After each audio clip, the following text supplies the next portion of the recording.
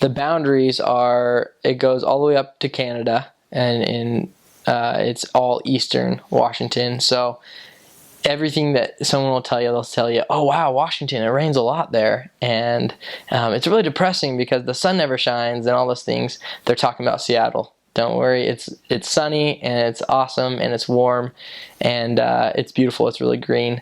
And the boundaries go, Spokane is only 20 minutes from Idaho. We have the whole panhandle of Idaho. So northern Idaho is in our mission. It has Lewiston and Coeur d'Alene, all the way up to Sandpoint, Idaho. And then you have, in the center of the mission, you have Spokane Valley, which is where the mission home is and the mission office is.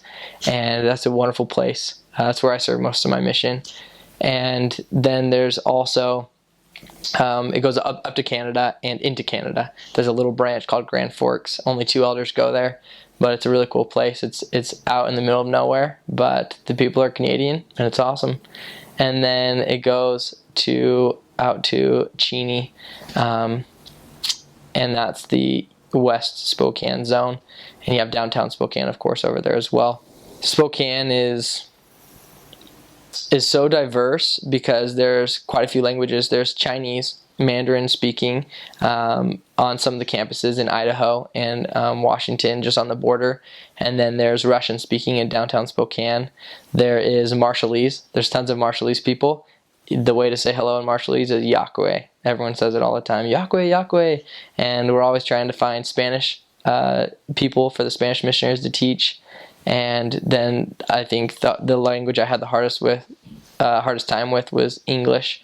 But I remember that the time where I started dreaming in English and thinking in English, I was like, oh, I can do this mission thing. And I finally got the language down, so I was set. Yeah, there's right in the middle of our mission. It's about 5 minutes from the mission home where our mission president and his wife live. And it's a small temple. It's one that Gordon B. Hinckley, when he was prophet, I think there was 44 that are just like it that were built throughout the world.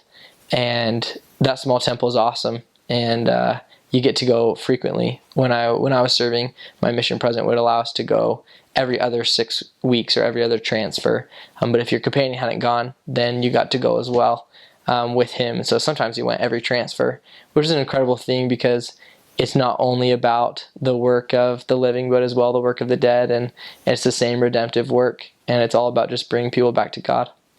Honestly, I don't tell my brother this because he's serving in Argentina, but I lived the life. I lived the life. My apartments were awesome. They're good places, or members. We lived in members' homes that are wonderful, nice homes, and the members are sweet there. There are so many members. I felt like I was in Utah. Honestly, a lot of times driving around Utah, I feel like all of a sudden I'm in Spokane. I feel like I'm in my mission. But I got two free foot-long subs from Subway every week because members owned it. I got free gourmet grilled stuffed burgers that were $13 every week. There's like 4 pizza places that would give the missionaries free pizza once a week, like as much as we wanted. And there's just the hookups, and honestly, it's really funny because my mom all my life had me do my laundry since I was a little kid because it was mission prep, but the members wanted to do our laundry all the time, and there's so many people that wanted to help out that for about 16 months of my mission I didn't even do my own laundry. So for my first 3 Skype times I Skyped my family, I was like, hey mom, that mission prep stuff, never did my laundry, I still haven't done it yet, and we had a good laugh. But the members are really incredible, and the most important thing is that every lesson that you teach always has a member, and they're able to support the investigators and put them under their wing and keep those bonds once you leave, because we're just not in those areas as long as the members are.